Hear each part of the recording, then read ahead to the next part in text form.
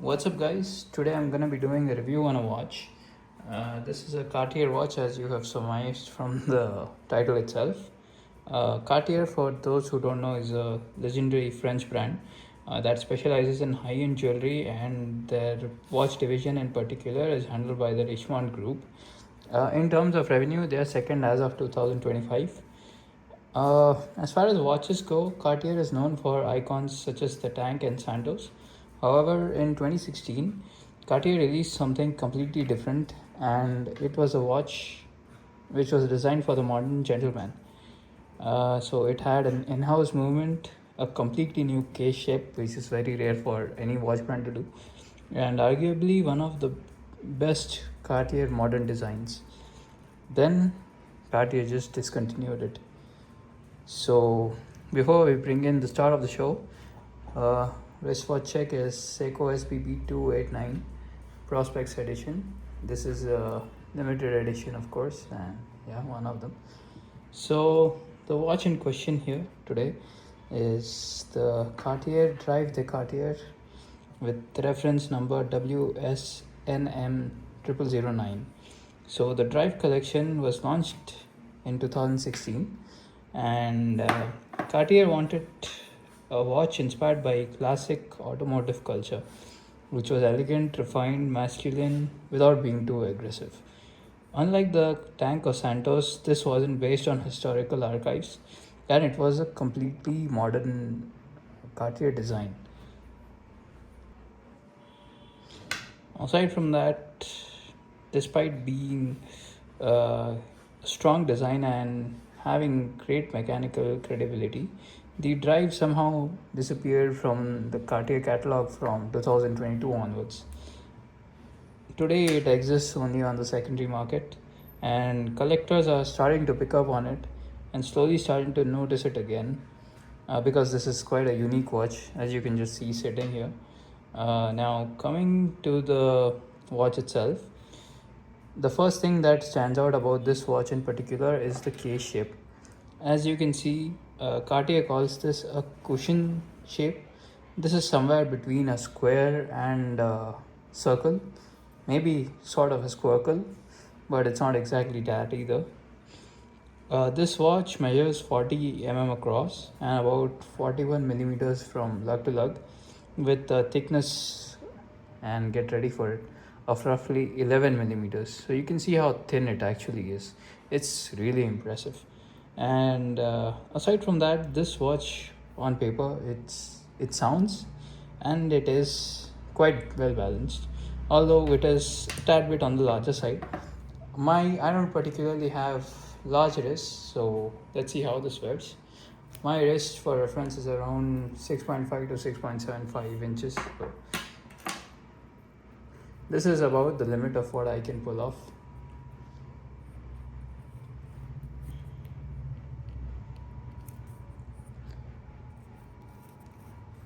This is currently on an olive racing style aniline leather strap, very comfortable. And yeah, as you can see, it doesn't look out of place on my not so big wrist, but it's just about fits. I mean, considering the the thickness of it, and how thin it is, of course, it just sits very flush as it is flatter. The curved case and lugs allow the watch itself to hug the wrist. It just hugs the wrist very beautifully, and it makes it incredibly comfortable for daily wear. There was a point where I actually just slept in with the watch, and it was on me for the entire night, and I didn't have any issues with it. So you also get a sapphire crystal on both sides, that is the front and back.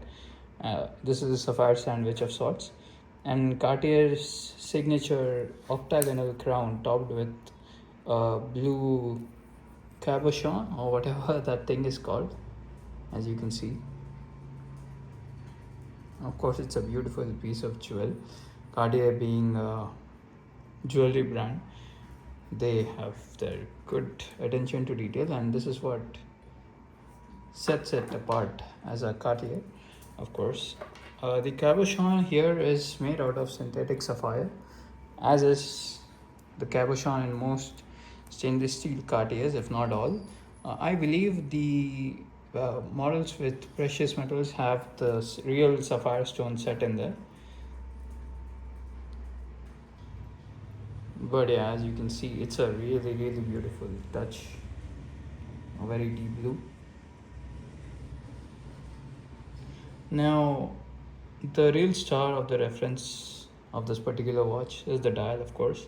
Like I said, it's 40 millimeters, but it looks much bigger, weighs a tiny bit more. Being a drive watch, it is supposed to be quite legible, and it is. This came in two colors, I believe, one being a silver slash white, and one being the black one. The silver one has tempered blue hands, and this one in particular has steel hands with a very stealthy black color. As you can see, this color shifts, and from it goes from black to sunburst gray. It's a very nice color. Of course, it's very under the radar, if that is what you want. And it has a guilloché dial, and as you can see, let me just zoom in here. As you can see, there is guilloché here. It's separated by this chapter ring. Then there is guilloché back in the remaining of the ring, remaining dial, and there is also a radial pattern in the center small seconds hand. So this watch in particular is a small seconds version of it. There's a moon phase version of it, and there's a normal version of it without any complications. Of course, there is tourbillon and endless number of complications that come with this watch. Of course, you have painted on Roman numerals, and like I said, sword shaped hands for minutes and hours as well. And of course, the small seconds hand, which can be considered a complication in and of itself, is at the 6 o'clock position, perfectly symmetrical and a very good place to have a complication.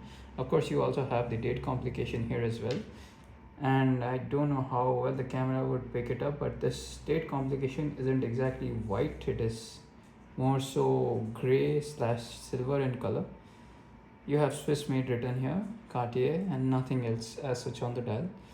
It's a very nice, clean and classy dial, and you have the Cartier logo here at 7 o'clock as well. Other than that, this is unmistakably a Cartier, but it's noticeably more modern and understated than your run-of-the-mill Tank or Santos. This feels less like a formal dress watch when compared to those two, and more like a quiet luxury on the wrist. Coming to the movement, this is Cartier's in-house movement here. There is quite a bit of decoration here going on. Nothing too stand out, but yeah, it's a in-house movement nonetheless. So this particular caliber is the 1904-PSMC. This movement in particular marked an important shift for Cartier, proving that they were serious about watchmaking and just beyond the design, right? It beats at 28,800 VPH and has, I think, about 48 hours, that is 2 days of power reserve. And as I showed you through the exhibition case back, you can see the Geneva striping here. It is a clean, refined and appropriately elegant movement which was made for this piece. Like I said, and I showed off the watch on my wrist, it can fit a large number of wrist sizes, ranging from small to big. However, it is so thin it can just go into the under a shirt scarf, or you can dress it down with, say, casual t-shirt or something like that with a strap like this. You can also change the strap. This has a 20mm lug width, and let's say this isn't particularly a sport watch, but at the same time it's not exactly a dress watch either. This is what you would call a sporty dress piece, so to speak. The drive is meant to be worn. I mean, it's not meant to be shown off. The only thing this watch lacks, which is a negative in my opinion, is that the water resistance here is just 30 meters, which is next to nothing. So I wouldn't take it anywhere near the water, because You wouldn't want water getting into a piece like this. Outside of that, why has Cartier discontinued this? So around 2018, Cartier shifted its focus to the Santos, which was an enormous commercial success, and it shifted its focus to strengthening its historical line, so to speak. Whereas the Drive here didn't exactly have a great history, just being launched in 2016, and it was quietly phased out. It just simply disappeared off the market. And that is not because this watch was a bad watch. On the contrary, it's a very good watch. But the thing is, Cartier's focus of brand image on historical pieces rather than something new was what they wanted to focus on. Interestingly, having a short production run, this particular watch is perhaps a future collectible. And as I said, it has a lot going for it. It has an in-house movement, it has a unique case design, it has a discontinued status going for it. So all in all, this watch in particular has all the ingredients required for a good collector piece, right?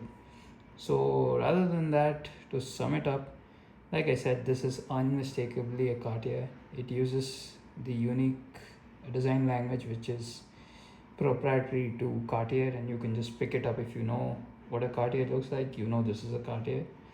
Like I said, the proportions are very good, although it's a tad bit on the larger side. But then again, being a Drive watch, it is supposed to be legible, which it very much is, even in this stealth black color. And you get an in-house movement.